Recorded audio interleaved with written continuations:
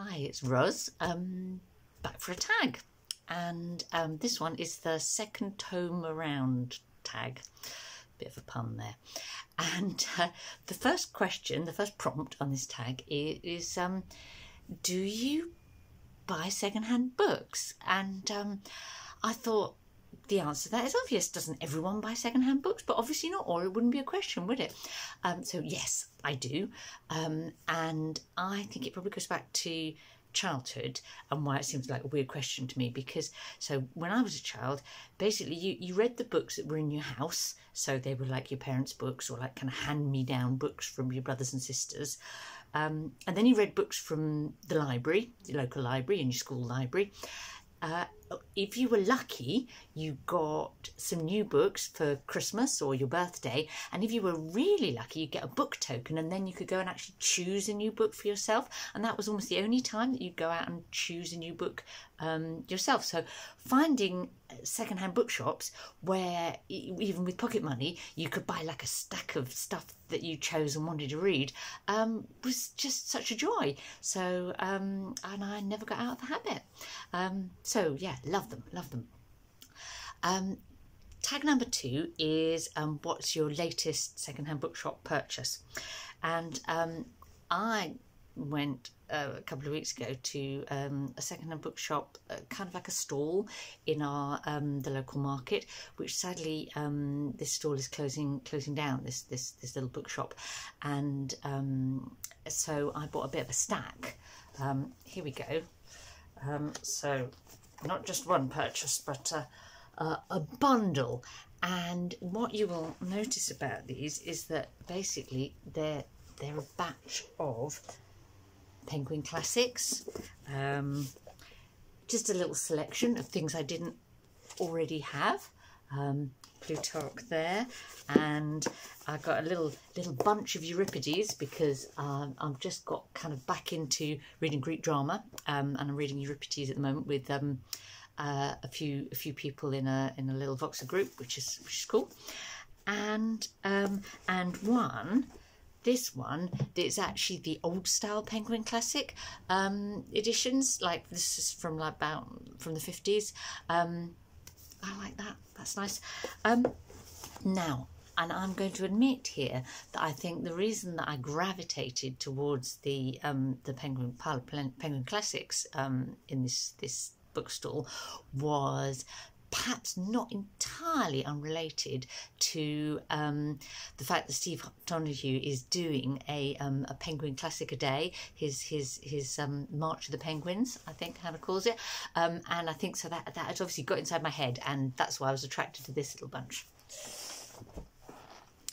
So third question is, what kind of condition is acceptable for you? To how tatty or not will you buy a second-hand book? And I would say not that bothered. It probably depends on how much I want it and whether I'm planning on reading it and in a disposable sort of way or keeping it. The only thing that really puts me off is really extensive highlighting, underlining, annotating. I know some people quite enjoy that in a book, but I don't really like getting like somebody else's ideas in my head while I'm trying to read it, and I find like highlighting in particular just can't read it like that. I think I'm quite a skimmy reader. I'm probably a bit dyslexic and I read maybe by shapes rather than letter by letter, and so it just does my head in. So, but I don't mind a tatty book, that's fine.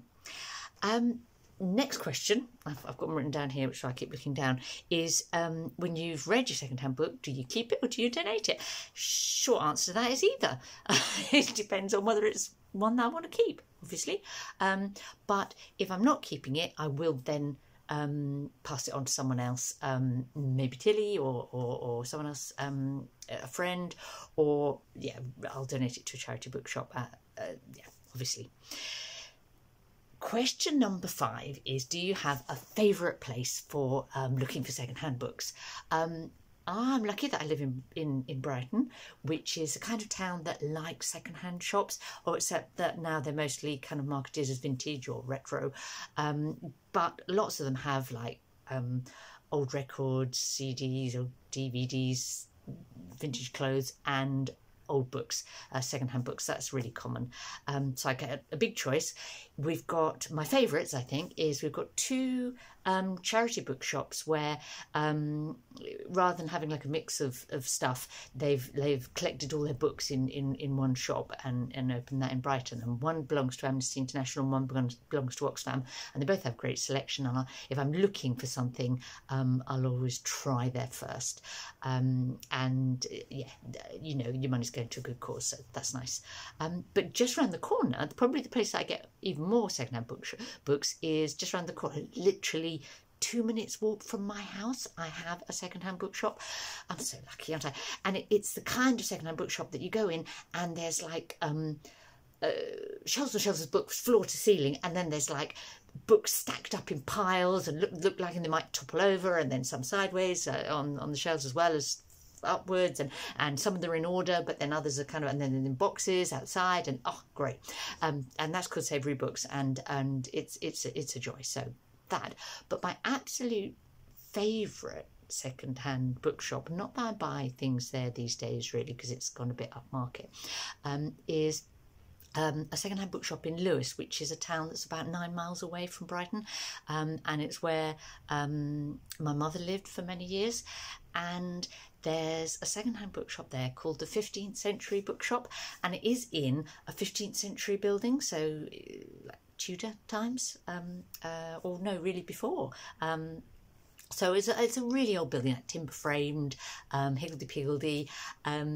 So like the perfect setting for a second-hand bookshop. And to get into it, you have to go like down a couple of steps and through this door where you have to like stoop to not hit your head on the beams as you go in the door. And then inside the floors are on different levels, and there's open like beams above your head, and the windows are kind of low mullioned windows, and it's like your kind of fantasy bookshop. You know, it should be in Harry Potter or something, and it has that smell. And I used to go in there as a child or a young person, and it had that lovely smell of old dusty books and old paper and leather covers, and yeah, lovely.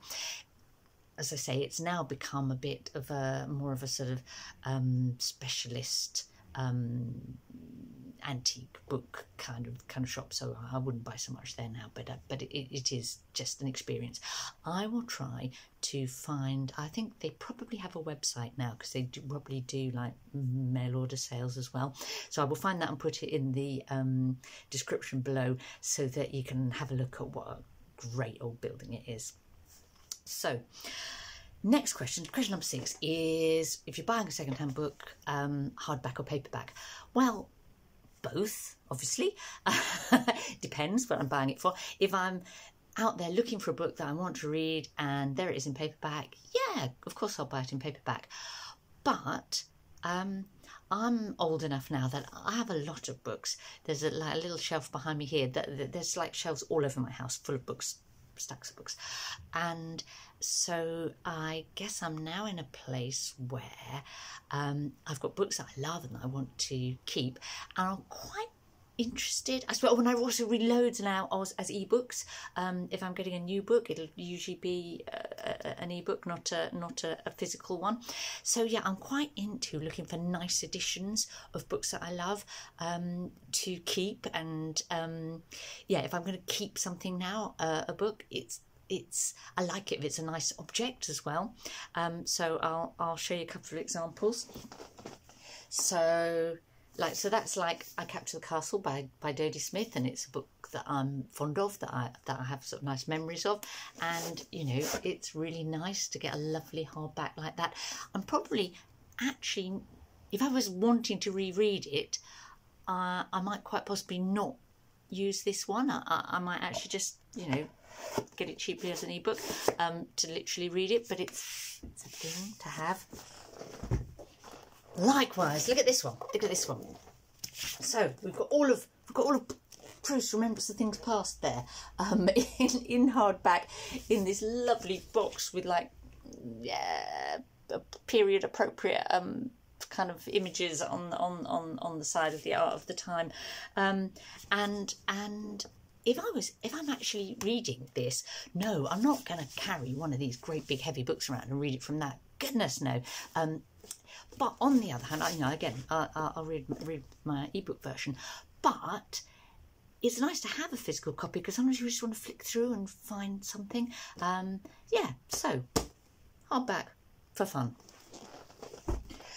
And that kind of links into question 7, which is, have you ever found any real gems? And I guess a real gem for me is a lovely edition that I want to keep and cherish. And I've got this one. This is Folio Society edition of Grimm's Fairy Tales, and I was chuffed to pieces with this one, and I'll show you why. Okay, let me find. It has lovely illustrations, including this is it has Arthur Rackham's illustrations of Grimm's Fairy Tales, and he's such a extraordinary illustrator of children's books, and they're beautiful art. And some of his illustrations of children's books that were in the children's books that I read as a child kind of like shaped my whole imagination, I think. Look at that, look at that. That is the story of the 7 kids and the mother goat. It's a great one where the wolf comes and eats the little kids, and the mother goat comes and finds out and rips the wolf's stomach open to rescue her kids. Yeah, because back in those days they weren't worried about making grim bloody stories for children. The last prompt in this tag is to, if you like, find a book to donate. Now, I haven't done that because what I actually do at intervals is I have a bit of a book cull, and I take a whole batch off to either the Oxfam or the Amnesty charity shops that I mentioned, or you know, if I've had a batch of secondhand ones that I knew I was only sort of keeping just to read and return, I'll take them back. So and re-gift them. That's a horrible phrase, isn't it? Re-gift. You know what I mean. It's one of those sort of neologisms that I don't like very much, so I don't know why I used it. So I haven't picked one out now because it's something I do all the time. Finally, of course, you're meant to tag other people. Now, actually, I've seen so many great versions of this tag, which is what made me do it. And like, a load of them said, oh, if you haven't done this yet, consider yourself tagged. So I did. I will have a little look at a couple of my favourite booktubers and see if they've done it yet, and if not, maybe I'll tag them, in which case I'll put it in the description below. But if you see this and you just fancy doing it like I did, then go for it.